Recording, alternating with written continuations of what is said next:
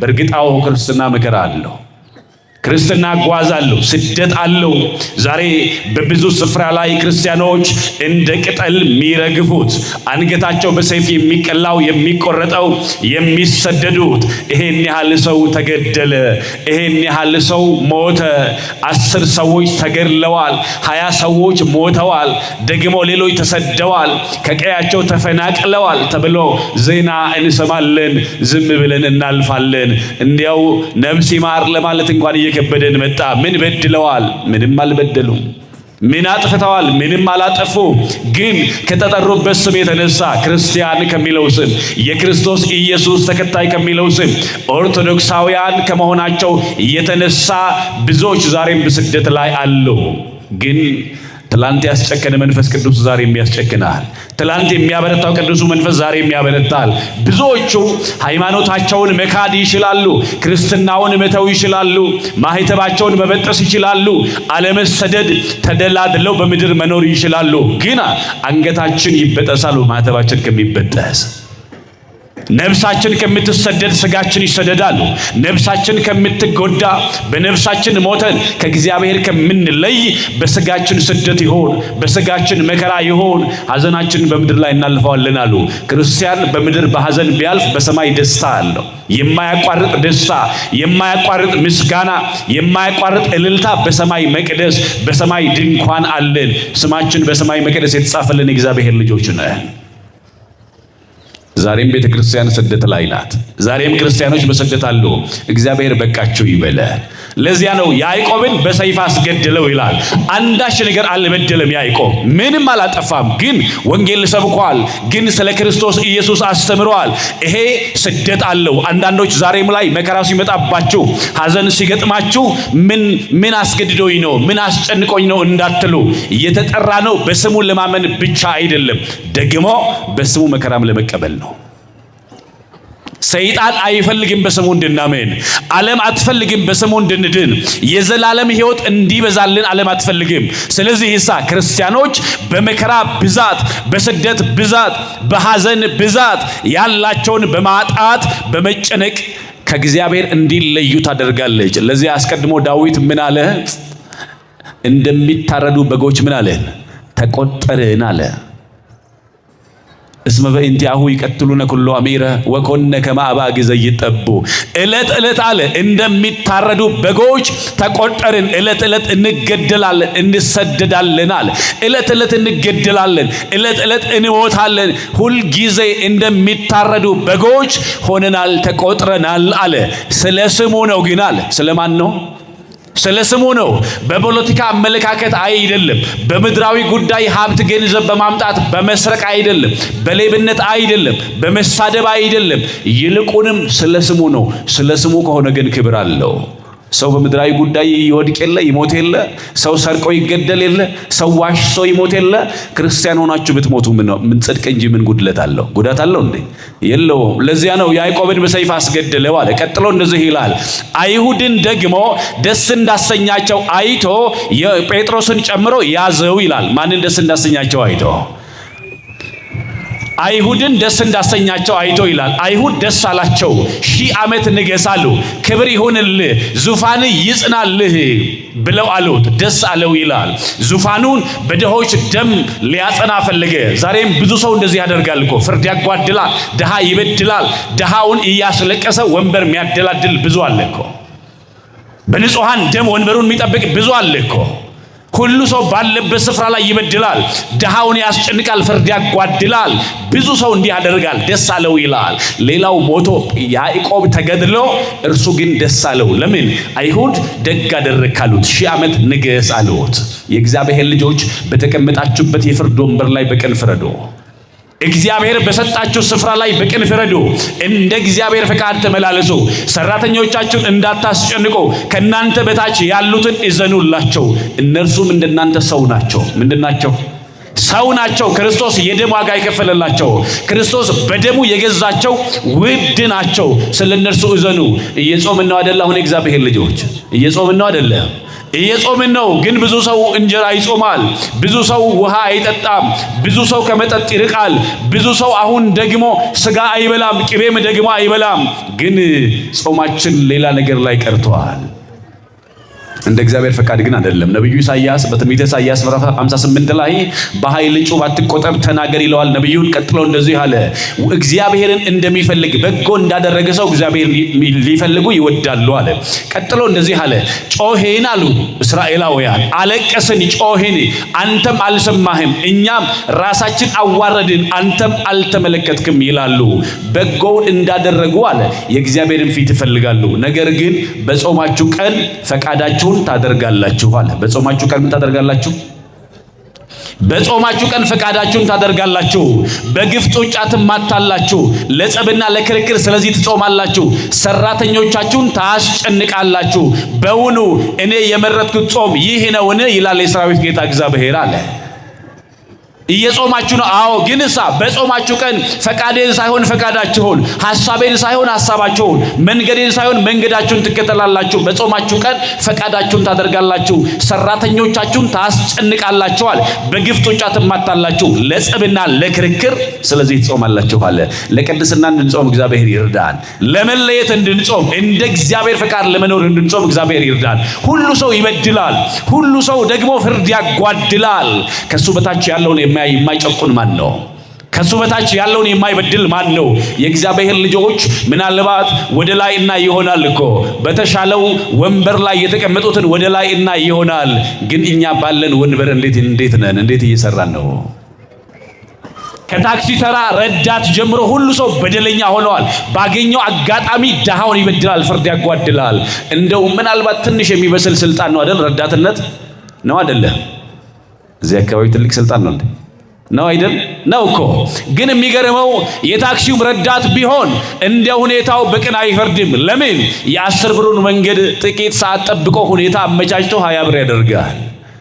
በዚህ መንገድ ማለፍ ያለበትን በዚህ መንገድ አላልፍም፣ በዚያ ነው መሄደው ይላል። በዚያ የሚያልፈው ችግረኛና ምስኪን ማን አለው? ደግሞ አስቦ ያችን ሳንቲም ተምኖ የወጣ ችግረኛና ምስኪን ማን አለው? እየበደለ ነው? እየበደለ አይደለም? ባለው ስልጣን እየበደለ እኮ ነው። እኛማ ምናልባት ከፍ ያለው ስልጣን ያለው ስንቱን ይበድላል። ግዴላችሁም ሰው እንዳታስለቅሱ፣ በእጃችሁ እንባ እንዳይኖር፣ ሰው እንዳያዝንባችሁ፣ ሰው እንዳያለቅስባችሁ፣ ሰራተኞች እንዳያዝኑባችሁ፣ ጎረቤቶች እንዳያዝኑባችሁ በተቻላችሁ መጠን ስለ ሰዎች መልካምነት ስሩ፣ ለሰዎች ደስታ ስሩ። ለምን ከተባለ እናንተ ለሌሎች ስትሰሩ እግዚአብሔር ለእናንተ ይሰራል። እናንተ የሌሎችን መልካም ስታደርጉ እግዚአብሔር የእናንተን ጓዳ ያመቻቻል። እሱ ብቻ እኮ አይደለም፣ መጣችሁ ወንጌል ስትማሩ፣ እግዚአብሔርን ስትሰሙት እግዚአብሔር የእናንተን ጓዳ ይሰራል። እግዚአብሔር የእናንተን ጉድለት ይሞላል እኮ። አታስታውሱም? የሐዋርያት ሥራ ምዕራፍ 14 ላይ ቅዱስ ጳውሎስና በርናባስ በሊጦስጥራን ወንጌል ሲሰብኩ በዚያ አንድ ሰው ነበረ ይላል። ከእናቱ ማኅፀን ጀምሮ ሽባ ነበር፣ ተመላልሶ አያውቅም ነበረ ይላል። ያም ሰው ሰዎች አምጥተው ያስቀምጡታል፣ ድቃቂ ሳንቲም እላቂም ጨርቅ ከሰዎች ይለምናል። አንድ ቀን ግን ለልመና በተቀመጠበት ስፍራ ቅዱስ ጳውሎስ ወንጌል ሲሰብክ ይሰማቸው ነበረ ይላል። ምን ይላቸው ነበረ? መለመኑን ተወው። አሁን ካልለመነ፣ ሰው ገንዘብ ካልሰጠው፣ ሰው ሳንቲም ካልሰጠው የዕለት ጉርሱን መሸፈን አይችልም። ለዚያን ዕለት ግን ተወው፣ እግዚአብሔር ልስማው እስኪ ያለ፣ ወንጌል ልስማ እስኪ ያለ። ማንን ልስማ? ማንን መስማት ይቻላል? እግዚአብሔርን መስማት ይሻላል። እግዚአብሔር እውነተኛ አምላክ ነው። ሰዎች እኮ ብዙ ጊዜ ቃል ገብተውልን ቃላቸውን አጥፈዋል። ብዙ ጊዜ ለጥቂት ደቂቃ ደስታ ሞልተውን ሐሳቤን ቀይሬያለሁ ብለው ልባችንን ጎድተውታል፣ አድምተውናል። ብዙ ጊዜ እግዚአብሔር እመጣለሁ ብሎ አይቀርም። እመጣለሁ ሳይል እንኳን ይመጣል። አደርግላችኋለሁ ሳይል ያደርጋል። የተናገረውን ደግሞ የሚፈጽም እውነተኛ አምላክ ነው እግዚአብሔር። እግዚአብሔርን ስሙት። የጓዳችሁን ጉዳይ እግዚአብሔር ያስተካክላል። ተወው፣ ልመናውን ተወው። ሰዎች ካልወሰዱት፣ ገንዘብ ከሌለው መንቀሳቀስ ማይችል፣ ከእናቱ ማኅፀን ጀምሮ ሽባ የነበረው መራመድ ማይችለው ያ ሰው የዚያን ዕለት ግን ቁጭ ብሎ እግዚአብሔርን መስማት ጀመረ። እግዚአብሔርን እርሱ ሲሰማ እግዚአብሔር የሱን መስራት ጀመረ። ቅዱስ ጳውሎስ ይላል ሊድን እምነት እንዳለው ባየ ጊዜ ይላል ምን ሊል ዝም ብሎ ወንጌል ሲሰማ ቃሉን ሲሰማ ይሄማ ለቅዱስ ጳውሎስ ሊድን እምነት አለው አለ። ስለዚህ ተነሳና ተመላለስ አለው። ተነስቶ ይመላለስ ጀመረ ይላል። ክብር ለጌታችን ለኢየሱስ ክርስቶስ ይሁን። እርሱ ወንጌል ሰማ፣ እርሱ የምስራቹን ሰማ፣ እርሱ የእግዚአብሔርን ቃል ሰማ። እግዚአብሔር የጊዜውን ጉዳይ ትቶ የዘላለሙን ቃሉን ሲሰማ እግዚአብሔር የሱን ጉዳይ ይሰራለት። ይችላል አይችልም? እግዚአብሔር እናንተ እግዚአብሔርን ስሙት፣ እናንተ ለእግዚአብሔር እሺ በሉ። እግዚአብሔር የእናንተን ጓዳ ያስተካክላል። እግዚአብሔር የእናንተን ችግር ይሰራል። ክርስትና በምንም አይነት ሁኔታ ውስጥ ማንን የምንሰማበት ነው? እግዚአብሔርን የምንሰማበት ህይወት ነው። ደስ ስላለው ደስ ስላሰኛቸው አይቶ ጴጥሮስን ደግሞ ጨምሮ ያዘው ይላል። ደግሞ ሌላ አለ አሉት። እርሱን ደግሞ ብትይዘው አሉት። እርሱን ብትገድልልን። አዎ ልክ ነው፣ ባለፈው ያዕቆብን ገድለዋል፣ ደስ ብሎናል። ዙፋን ይጽና አሉት። ዙፋን ጸንቶ ይኖር ለዘላለም፣ ደስ ብሎናል አሉት። ደግሞ እኮ ሌላ አለ ጴጥሮስ የሚሉት። በአንድ ቀን 5000 ነፍሳትን ወደ ቤተ ክርስቲያን የሚጨምር፣ በአንድ ቀን 3000 ነፍሳትን ወደ ክርስቶስ ኢየሱስ የሚጨምር ሌላ ጴጥሮስ የሚባል አለ። እርሱን ደግሞ ብትይዘው አሉት። እርሱም ጴጥሮስን ደግሞ ጨምሮ ያዘው። የፋሲካ በዓል እስኪያልፍ ወደ ወህኒ አስገባው ይላል። ምን ሊያደርገው? ሊሸልመው ወይንስ ሊገድለው? ሊገድለው። አስቀድሞ ያዕቆብን በሰይፍ ገደለው። ደስ አላቸው። አረ ሌላም አለ ጨምር፣ ይበቃናል አላሉም እኮ። እንደሱ እኮ ነው የሆነው ዛሬ። 10 ሰው ተገድሎ በቃ ይበቃል አላሉ። 20 ሰው ተገድሎ በቃ ይበቃል አይሉ። ቤተ ክርስቲያን ተቃጥሎ በቃ ይበቃል አይሉ። ደግሞ ሌላ ይጨምራሉ፣ ደግሞ ለሌላ ይዘጋጃሉ። ግን ክርስቲያኖች በስደት ማፍራት አለ፣ በስደት ድል አለ፣ ማሸነፍ አለ። ቤተ ክርስቲያን እያሳደደች አይደለም፣ እየተሰደደች ነው ዛሬ የደረሰችው። ቤተ ክርስቲያን እየገደለች አይደለም፣ እየሞተች ነው ዛሬ የደረሰችው። ቤተ ክርስቲያን እያቃጠለች አይደለም፣ እየተቃጠለች ነው ዛሬ የደረሰችው። ቤተ ክርስቲያን እያስጨነቀች አይደለም፣ እያስጨነቋት ግን ከድል አድራጊው ጌታ የተነሳ አብሯት ካለው እግዚአብሔር የተነሳ ቤተ ክርስቲያን ዛሬም አለች። የሲኦል ደጆች ሊያሸንፏት ሊያናውጧት አይችሉም። አምላኳ እግዚአብሔር የታመነ ነው። ሙሽራዋ ክርስቶስ የታመነ ነው። ጠባቂዋ እርሱ የታመነ ነው። ግን ጥቂት ጊዜ መከራ እንቀበላለን፣ እንሰድዳለን። በሰማይ ነጭ ልብስ አለ። በሰማይ የድል አክሊል አለ። በሰማይ ከሕይወት ዛፍ ፍሬ መብላት አለ። የእግዚአብሔር ልጆች በመከራው ይሄን አድርገው አይበቃቸውም፣ ደግሞ ለሌላ ይዘጋጃሉ። ዛሬ ገድለው አይበቃቸውም፣ ደግሞ ለሌላ ይዘጋጃሉ። ለዚያ እኮ ነው ያዕቆብን ገድሎት በቃኝ አላለም። ሌላኛውን ሐዋርያ ቅዱስ ጴጥሮስን ደግሞ ጨምሮ ያዘው አለ። ግን ክርስቲያን ይውላችሁ እርሱ አላፈረብንም። እሱ ምን አላለብንም? አፍሮብናል እንዴ? አላፈረብንም። እሱ አላፈረብንም። ጌታ አላፈረብንም። አናፍርበትም። እኛ እናፍርበታለን እንዴ? አናፍርበትም። ሞት ቢመጣ መከራ ቢመጣ አንገታችን ቢሆን ይቆረጣል እንጂ ከክርስትናችን ፈቅ አንልም፣ ከቤተ ክርስቲያን አንለይም። ኦርቶዶክሳዊነት የዘላለም ሕይወት ማግኛ መንገድ ነው። ከዚያ ፈቅ አንልም። ምንም ቢመጣ ሰማይ ቢከደንብን፣ ነገስታት ቢነሱብን፣ ኃያላን ሰይፍ ቢስሉ፣ የሚችሉትን ሁሉ ቢያደርጉ እኛ ሀገራችን ቤት ነው። ሀገራችን ቤት ነው። በሰማይ መቅደስ ባለች መጋረጃ በሕይወት መዝገብ ላይ የተጻፍን የእግዚአብሔር ልጆች ነን። የድል ነሺዎች ልጆች ነን። እኛ አንመለስም ወደ ኋላ። ይደክማቸው ይሆናል እንጂ እኛን ከእግዚአብሔር መንግስት አያወጡንም። ይደክማቸው ይሆናል እንጂ እኛን ከቤተ ክርስቲያን አያርቁንም። ደክሟቸው ይተው ይሆናል እንጂ የእኛን ክርስትና ሊያስቆሙት ሊያጠፉት አይችሉም። ለምን ከተባለ እኛ ሙሽራችን ክርስቶስ ነው ቤተ ክርስቲያን የመሰረታት። ሰው አይደለም የሰራት። ሰው ነው እንደ የሰራት። ቤተ ክርስቲያን የማን ናት? የመሰረታት ማን ነው? በደሙ ያጸናት ማን ነው? ስለዚህ በቃ አይችሉም። ግን ይሄን ያደርጋሉ። ግን ሁል ጊዜ ይሄን ይሞክራሉ። እያየን እናልፋለን። ዘመን እስኪመጣ ቤተ ክርስቲያን ቀን ለቤተ ክርስቲያን እግዚአብሔር ቀን እስኪያወጣ፣ ለምእመናን እግዚአብሔር ቀን እስኪቀጥር ጊዜ እስኪመጣ እያየን እናልፋለን። ጌታ ሆይ ፍርድ ካንተ ዘንድ አለ እያለን፣ ጌታ ሆይ ፍረድልን እያለን እናልፋለን። ማን ይፈርዳል? ማን ያያል? እግዚአብሔር ያያል። እግዚአብሔር የልጆቹን እንባ እግዚአብሔር ያያል። የሕፃናቱን ድምፅ እግዚአብሔር ይሰማል። የሕፃናቱን ለቅሶ እግዚአብሔር ይሰማል።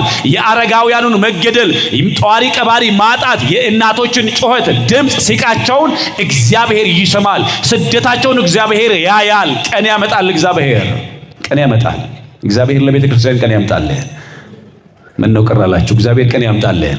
ከማን ዘንድ አለ ቀን? ከእግዚአብሔር ዘንድ ቀን አለ።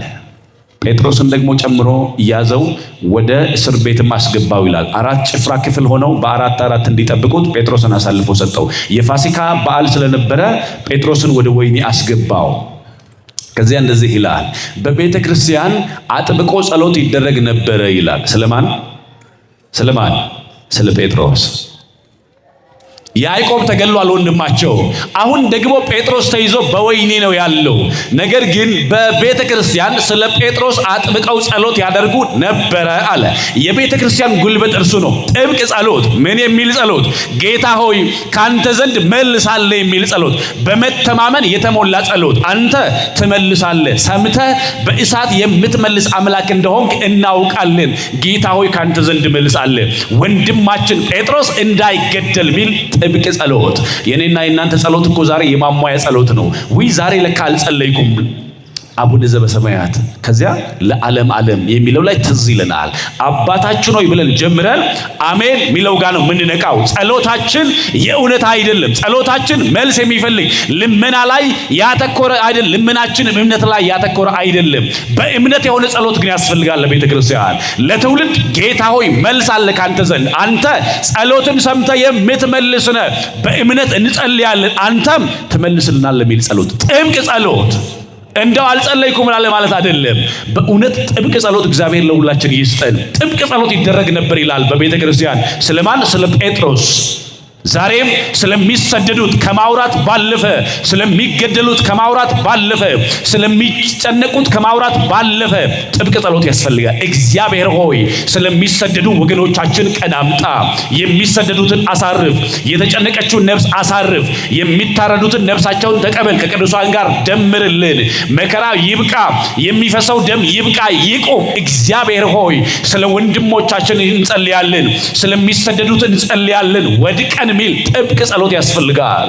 ቤተ ክርስቲያን ኮስሞሎጂካል ሊተርጂ ነው የምትከተለው። ስለ ሁሉ ትጸልያለች። ስለማን ትጸልያለች? ስለ ሁሉ ትጸልያለች። ስላዘኑና ስለተከዙ ትጸልያለች። በባህርና በደረቅ ስለሚሰደዱ ትጸልያለች። ስለተጨነቀችው ነፍስ ትጸልያለች፣ እግዚአብሔር እንዲያሳርፋት። ስለ ዝናማት፣ ስለ ምድር ፍሬ፣ ስለ ሁሉ ቤተክርስቲያን ትጸልያለች። ስለ መኳንንት፣ ስለ ነገሥታት ቤተክርስቲያን ትጸልያለች። እኛም በእያንዳንዱ መንበርከካችን በጸሎት ስለሚሰደዱት እንጸልይ፣ ስለሚያዝኑት እንጸልይ፣ ስለሚተክዙት እንጸልይ፣ በመከራ ስላሉት እንጸልይ። ከማን ዘንድ መልስ ስላለ? በቃ ጥብቅ ጸሎት ይደረግ ነበረ ይላል ስለ ጴጥሮስ። ጴጥሮስ ግን ይላል መጽሐፉን ስታነቡ በሁለት ጠባቂዎች መካከል በሁለት ሰንሰለት ታስሮ ተኝቶ ነበረ ይላል። ምን ብሎ ነበረ? እንዴት ቆያችሁ? እዚህ ናችሁ? ገባችሁ? በሁለት ጠባቂዎች መካከል በሁለት ሰንሰለት ታስሮ ተኝቶ ነበረ ይላል። ነገ ሊገድለው ነው ንጉሡ፣ የሀገሪቱ ገዢ ወይም የሀገሪቱ መሪ ነው ጴጥሮስን ነገ ሊገድለው ቀን የቀጠረው። ጴጥሮስ ግን ተኝቶ ነበረ ይላል። ማንን ተማምኖ? ሞት የታወጀባችሁ፣ ጉድለት ያለባችሁ፣ ያንተ ህይወት አብቅቷል፣ ያንቺ ነገር አብቅቷል፣ ጥቂት ቀን ነው ያለ፣ ጥቂት ቀን ነው ደግሞ ያለሽ የሚሏቸውን ግድ የለም፣ እግዚአብሔርን በመተማመን ተሰማሩ። እግዚአብሔር ያውቃል በሉ። ማን ያውቃል? በጎደለው እግዚአብሔር ያውቃል። በህመማችሁ እግዚአብሔር ያውቃል። በመከራችሁ እግዚአብሔር ያውቃል። በስደታችሁ እግዚአብሔር ያውቃል። ተስፋ በቆረጣችሁበት ጉዳይ እግዚአብሔር ያውቃል። ማን ያውቃል? እግዚአብሔር ያውቃል። ጴጥሮስ በሁለት ጠባቂዎች መካከል በሁለት ሰንሰለት ታስሮ ተኝቶ ነበረ ይላል። የጴጥሮስን እምነት ይጨምርልህ። ነገ ንጉሡ ሊገድለው ነው፣ ቀን ቀጥሮለታል። ጠባቂዎች ቆመዋል፣ እጁና እግሩ ታስሯል። ጴጥሮስ ግን ተኝቷል። ማንን ተማምነው? ጴጥሮስ ሞት ታውጆበት የተኛው እግዚአብሔርን ተማምኖ ነው፣ አምላኩን ተማምኖ ነው። ደግሞ ክርስቲያን በሕይወት ሆኖ ቢኖር የጌታ ቢሞትም የጌታ ነው። ስለዚህ በሕይወት ሆነን ብንኖር ወይም ብንሞት እኛ የጌታ ነን። በዚህ ቢሆን በሰማይ እኛ የማን ነን? የጌታ ነን። አይለዩንም ከጌታ። ለዚያ እኮ ነው እኛን ከክርስቶስ መነጠል አይችሉም። ይችላሉ እንዴ? አይችሉም። በምድር ቢሆን ደግሞ ሞተን በሰማይ ቢሆን እኛ ከጌታ ጋር በጌታ ፊት ነው የምንሆነው። አይችሉም። ስለዚህ ጴጥሮስ ተኛ ይላል። የኔ ህይወት ጉዳይ የእርሱ ነው አለ። የማን ነው? በቃ ለምን ይጨነቃለሁ አለ። ተኛ ጴጥሮስ። ፈቃዱ ሆኖ በሰማዕትነት ካለፈ በሰማይ ድንኳን ድል ከነሱት ቅዱሳን ጋር የዘንባባ ዝንጣፊ ይዞ ነጩን ልብስ ለብሶ ታርደሃልና ክብር ይገባሃል እያለ የታረደውን በግ ጌታ ኢየሱስ ክርስቶስ ፊት በዝማሬ ይቆማል። ደስ ይላል። ደስ አይልም? ደስ የሚል ነው። ደግሞ ፈቃዱ ሆኖ ሕይወቱ ከወጣ ከእስር ቤቱ ካስፈታው ነገ ወደ ሌላ ስፍራ ወንጌል ሊያስተምር ይሄዳል። ስለዚህ ጴጥሮስ ምን አለ? ተኛ ይላል። በእናንተ ፈቃድ ላይ በእናንተ ሕይወት ላይ የማን ፈቃድ ይሆን? የእግዚአብሔር ፈቃድ ይሆን። ደግሞ እንደው ይፈታኝ ይሆናል ይለቀኝ ይሆናል እንዳይል ንጉሡ ጨካኝ ነው። ትላንት ነው ያዕቆብን በሰይፍ አንገቱን ቀልቶ የገደለው። ጴጥሮስ ግን በእምነት ተኛ። ጴጥሮስ ተኝቶ እያለ የጌታ መልአክ ቀረበ ይላል። የማን መልአክ ቀረበ? የጌታ መልአክ ወደ ሕይወታችን ይቅረብልህ። እግዚአብሔርን ተማምኖ ነው እሱ የተኛው። እግዚአብሔር መልአኩን ላከለት። በጎደለ በሚታይ ነገራችሁ ላይ እግዚአብሔርን አስቀድሞ እንደዚህ ይላል። ሕዝቅኤል ምዕራፍ 37 ላይ ነቢዩ ሕዝቅኤል እንደዚህ አለ፣ የደረቁ አጥንቶች በሞሉበት ሸለቆ መካከል አወጣኝ አለ። የደረቁ አጥንቶች ብቻ በሞሉበት ሸለቆ መካከል አወጣኝ አለ። ሕዝቅኤል በሸለቆ መካከል ያልፋል።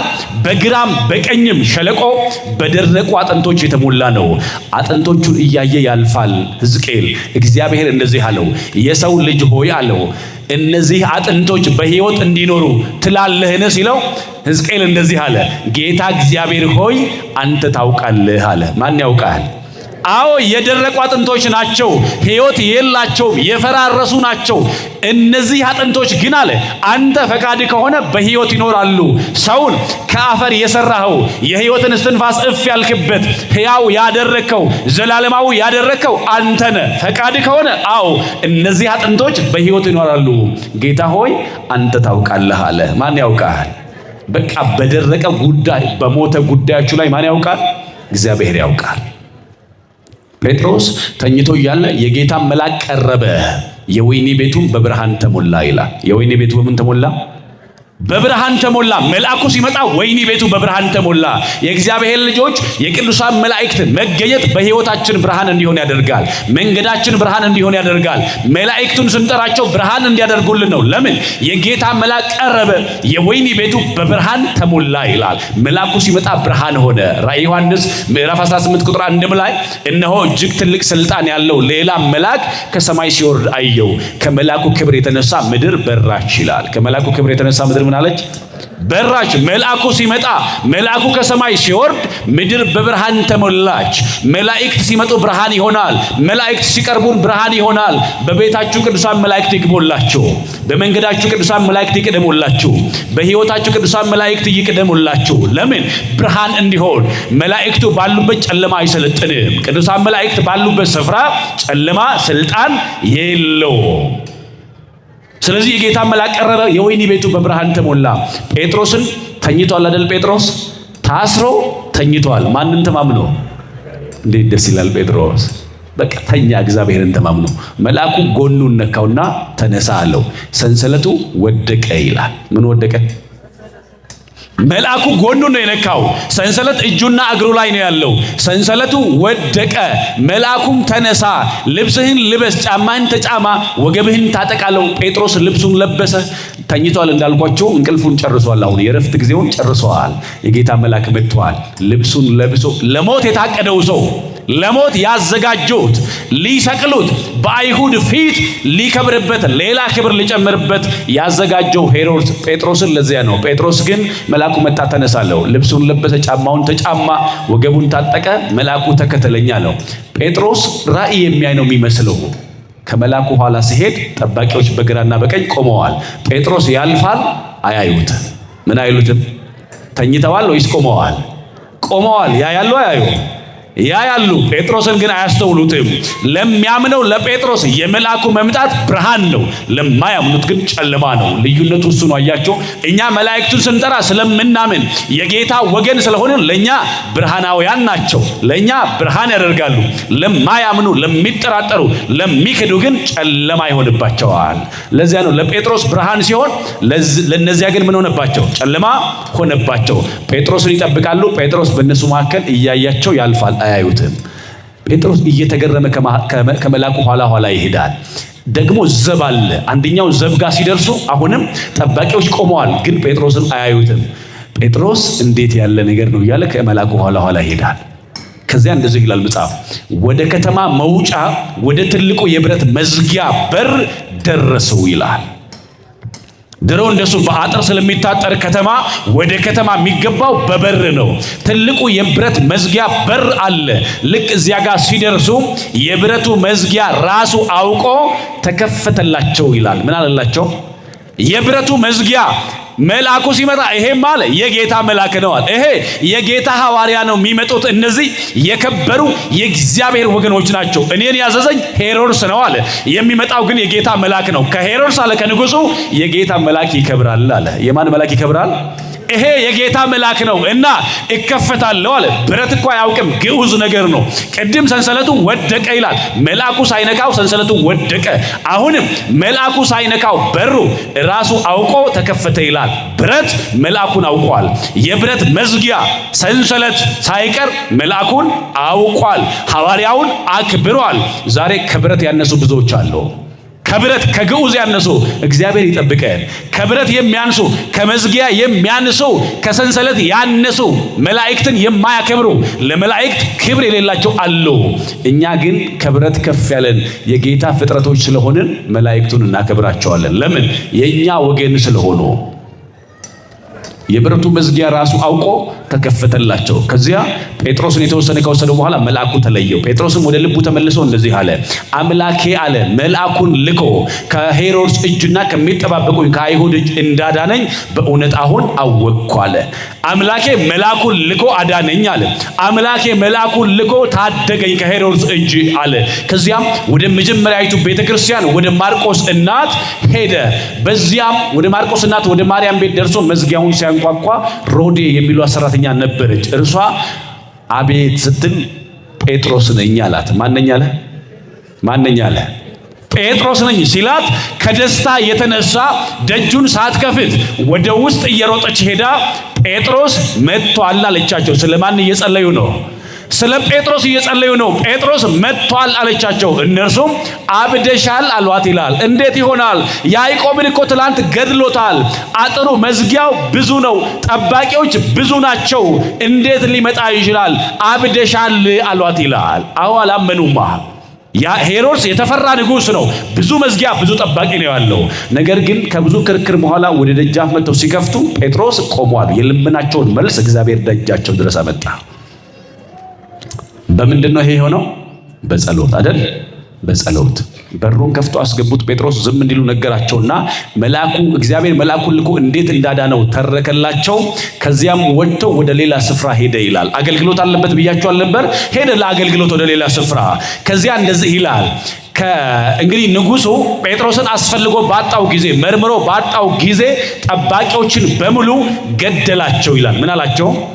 ገዳዮቹ ሞቱ። ሊገደል ቀን የተቆረጠለት እጁ የታሰረው በወህኒ የተጣለው ጴጥሮስ ለአገልግሎት ወጥቷል። ገዳዮች ግን ሞተዋል። እግዚአብሔር ታሪክ ይለውጣል፣ ነገር ይገለብጣል። ብቻ እግዚአብሔርን ዝም ብላችሁ እመኑት። ብቻ እግዚአብሔርን ዝም ብላችሁ ተማመኑበት። ሁኔታ ሳታዩ እንዲህ ከሆነ እንዲያ ይሆናል ሳትሉ እንዲሁ እግዚአብሔርን እመኑት።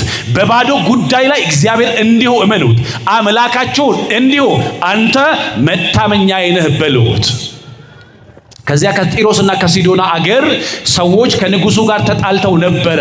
ስንዴ ይሰፍርላቸው ነበር ንጉሱ። ወደ ንጉሱ መጥቶ ሊታረቁ ፈለጉና የንጉሱን ቢትወደድ ብላስጦስን ለምነው እርቅ ፈለጉ። ንጉሱም ቀን በተቀጠረበት ዕለት ልብሰ መንግስቱን ለብሶ በዙፋን ተቀመጠ።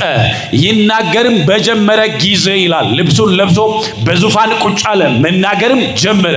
ሰዎቹ እንደዚህ አሉ፣ እሱ ሲናገር ንጉሱ ሲናገር ይሄማ የእግዚአብሔር ድምጽ ነው እንጂ የሰው አይደለም አለው ይላል። የማን ድምጽ ነው? እየተናገረ ያለው ግን ማን ነው? ንጉሱ እየተናገረ ንጉሱ እያወራ ሰዎቹ እንደዚህ አሉ፣ ይሄማ የእግዚአብሔር ድምጽ ነው እንጂ የሰው አይደለም አሉ። ለስንዴ ነው የመጡት። የስንዴ ጉዳይ እኮ ነው። የእንጀራ ጉዳይ እኮ ነው። ስንቱ ነው ሳቁ ሳይመጣ የውሸት ሳቅ የሚስቀው አለቃው ፊት። ለእንጀራ ብሎ ስንቱ ነው ሊሆን የማይገባውን ሊሆን የማይፈልገውን ያልሆነ ስንት ሰው አለ። የእንጀራ ጉዳይ እኮ ብዙ ሰው ብዙ አድርገዋል። የእንጀራ ጉዳይ ብዙ ሰው አስጨንቀዋል። ያለ ጸባያችን ጸባይ፣ ያለ መልካችን መልክ፣ ያለ አነዋወራችን ሌላ አነዋወር ለእንጀራ ብለን እኮ ብዙዎቻችን ጨምረናል። የእንጀራ ጉዳይ ነው። ስለዚህ ንጉሡ እየተናገረ ይሄማ አሉ የእግዚአብሔር ድምፅ ነው አሉ። ንጉሡም ደረቱን ነፋ። አይ ይሄ እኔ ንጉሡ ነኝ አላለም። ከዚያ እንደዚህ ይላል መጽሐፍ፣ ለእግዚአብሔር ክብር ስላልሰጠ አለ። ለማን ክብር ስላልሰጠ? በዘመናችሁ እግዚአብሔርን እንዳከበራችሁ እንድታልፉ እግዚአብሔር ይርዳችሁ። ትልቁ ስኬት እግዚአብሔርን እንዳከበሩ ማለፍ ነው። በምድር ላይ ትልቁ ስኬት እግዚአብሔርን እንዳከበሩ፣ እግዚአብሔርን እንዳገለገሉ፣ ለእግዚአብሔር እሺ እንዳሉ፣ እግዚአብሔር እንዳስደሰቱ፣ በእግዚአብሔር ፈቃድ በእግዚአብሔር መንገድ ሄዶ ማለፍ ትልቁ ድል አድራጊነት እሱ ነው። ለእግዚአብሔር ክብር ስላልሰጠ መልአኩ ነካው፣ በትል ተበልቶ ሞተ ይላል። ጴጥሮስን ጎኑን ነክቶ ሰንሰለት የበጠሰለት መልአክ ሄሮድስን ጎኑን ነክቶ በትል ተበልቶ እንዲሞት አደረገው። ቀጥሎ የእግዚአብሔር ቃል ግን ያድግና ይበዛ ነበረ ይላል። የእግዚአብሔር ቃል ግን ምን ይል ነበረ? ምን ይል ነበረ? ያድግና ይበዛ ነበረ። ያዕቆብ በሰይፍ ቢገደል፣ ጴጥሮስ ቢታሰር፣ ቤተክርስቲያን ብትሰደድ፣ ክርስቲያኖች ቢገደሉ፣ አብያተ ክርስቲያናት ቢቃጠሉ፣ መከራ ቢበዛ፣ ሹማምንት ቤተክርስቲያንን ቸል ቢሏት፣ የእግዚአብሔር ቃል ግን ያድግና ይበዛል። ቤተክርስቲያን ግን ትቀጥላለች። በእሳት መካከልም ቢሆን እያለፈች፣ በደም ቢሆን ተሞሽራ ቤተክርስቲያን ወደፊት ታልፋለች። ቤተክርስቲያን የሚጠብቃት ጌታ አይተኛም፣ ደግሞ አያንቀላፋም። የእግዚአብሔር ቃል ግን አይታሰርም። ያዕቆብ ተገድሏል፣ አዎ። ጴጥሮስ ታስሯል፣ አዎ። የእግዚአብሔር ቃል ግን ያድግና ይበዛ ነበር። ለዚያ ነው ጳውሎስ ምን አለ? እንደ ክፉ አድራጊ እስክታይ ድረስ መከራ እቀበላለዋል። ይህንንም በመስበክ አለ፣ ስለ ጌታ በመስበክ ስለ ጌታ ኢየሱስ ክርስቶስ በማስተማር አለ፣ ስለ ቤተ ክርስቲያን በመናገር እንደ ክፉ አድራጊ እስክታሰር ድረስ መከራ እቀበላለዋል። የእግዚአብሔር ቃል ግን አይታሰርም ይላል። የእግዚአብሔር ቃል አይታሰርም። የእግዚአብሔር ቃል አይገደልም። የእግዚአብሔር ቃል አይሰደድም። በስፍራው ሁሉ በነገስታትም ወንበር ላይ ቢሆን ፈቃዱ ሲሆን እግዚአብሔር የእግዚአብሔር ቃል ይሰራል። በሹማምንት መካከልም ቢሆን የእግዚአብሔር ቃል ፈቃዱ ሲሆን ይሰራል። የእግዚአብሔር ቃል ግን ምን አይልም? አይታሰርም። ስለዚህ ዛሬም የእግዚአብሔር ቃል ያድጋል፣ ይበዛል። የእግዚአብሔር ቃል ምድሪቱን ገና ይከድናል። ጠላቶቻችን፣ አሳዳጆቻችን ገድለው ክርስትናን የሚያቆሙ ገድለው ቤተክርስቲያንን የሚያጠፉ ህንፃውን አቃጥለው ክርስትናውን የሚያጠፉ ይመስላቸዋል። ቤተክርስቲያን ግን በኃያላን ዘመንም አልጠፋችም። በአዋጅ በተነገረም ዘመን ቤተክርስቲያን በዋሻም ቢሆን በግበ ምድር ቢሆን ቤተክርስቲያን በስደት መካከል እያለፈች ዛሬ ደርሳለች። ቤተክርስቲያን አጠፋም። ትጠፋለች እንዴ? ገድለው አይጨርሱንም። ቤተክርስቲያንም አጠፋም። በስደቱ መካከል ቢሆን እኛ ጥቁር አንለብስም፣ ነጭ እየለበስን የታረደውን በጌታችን ኢየሱስ ክርስቶስን እናከብራለን። ቃሉ ዛሬም ያድጋል፣ ይበዛል። ማን ከኛ ጋር ስለሆነ? እግዚአብሔር ከሁላችን ጋር ይሆን። ስለዚህ የእግዚአብሔር ቃል በሁኔታ ሳይገደብ ያለ ሁኔታ፣ የእግዚአብሔር ቃል ግን ያድግና ይበዛ ነበር። የእግዚአብሔር ቃል ይደግልህ። የእግዚአብሔር ቃል ይብዛልህ። በምትሄዱ ስፍራ ሁሉ በቢሮአችሁ ቢሆን በመንገዳችሁ ቢሆን የእግዚአብሔርን ቃል ተነጋገሩ። የሰማችሁን ገድል ተወያዩ። የቅዱሳን አባቶቻችንን ተአምር ገድላቸውን ተነጋገሩ። ይገርማችኋል። ቅዱስ ጳውሎስ እኮ እንዲህ ብሎ እያላችሁ በመንገድ ቢሆን በነገር ሁሉ ስለማን ቃል ተነጋገሩ? ስለ እግዚአብሔር ቃል ተነጋገሩ። አክቲቪስቱ ያለውን ሰማህ አትበሉ፣ እነሱ የሞት ነጋዴዎች ናቸው። ቲክቶከሩ ያለውን ሰማህ አትበሉ፣ እናንተ እግዚአብሔር እንዲህ ይላል ተባባሉ፣ ቅዱሳን እንዲህ ብለዋል ተባባሉ። ክርስቲያኖች አይደላችሁ እናንተ? ስለዚህ የእግዚአብሔርን ቃል ተነጋገሩ። በቤት ውስጥ እግዚአብሔር እኮ አምላካችን ድንቅ አድራጊ ነው እያላችሁ ለልጆቻችሁ እግዚአብሔርን ቃል ንገሯቸው። የቅዱሳኑን ታሪክ ንገሯቸው። የእግዚአብሔርን ደግሞ የዘላለም አምላክነት ንገሯቸው። በቤታችሁ፣ በመንገዳችሁ፣ በዙሪያችሁ የእግዚአብሔር ቃል ይብዛላችሁ። ከዚህ ስትገቡ የጎደለው ሞልቶ፣ የጠመመው ቀንቶ፣ የጠፋው ተገኝቶ፣ ያዘነው ተጽናንቶ ይጠብቃችሁ። በመንገዳችሁ የእግዚአብሔር መልአክ ይቅደምላችሁ። ተሰብስበው ነበር ተበተኑ፣ ቀርበው ነበር ራቁ፣ አምነው ነበር ካዱ፣ ዘምረው ነበር ዘፈኑ ከመባል እግዚአብሔር አምላክ በቸርነቱ ሁላችንም ይሰውራል።